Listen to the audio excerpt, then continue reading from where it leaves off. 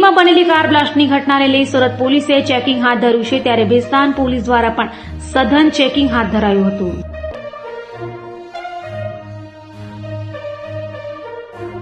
દિલ્હીમાં લાલ કિલ્લા પાસે થયેલ કાર બ્લાસ્ટની ઘટના લઈને ગુજરાત અને સુરત પોલીસ પણ એલર્ટ છે. સુરત પોલીસ દ્વારા સઘન ચેકિંગ અને પેટ્રોલિંગ વધારાયું છે, ત્યારે સુરતમાં પણ સોમવારે રાત્રિથી જ પોલીસ ખડે પગે ચેકિંગ કરી રહી છે. તો સુરતની ભેસ્તાન પોલીસે પણ ચેકિંગ હાથ ધર્યું હતું. સુરતની ભેસ્તાન પોલીસે પણ ખડે પગે રહી સઘન ચેકિંગ કરવાની સાથે ગાડીઓનું પણ ચેકિંગ કરાયું હતું. તો આ સમયે ભેસ્તાન પોલીસનો મોટી સંખ્યામાં કાફલો ચેકિંગમાં જોડાયો હતો.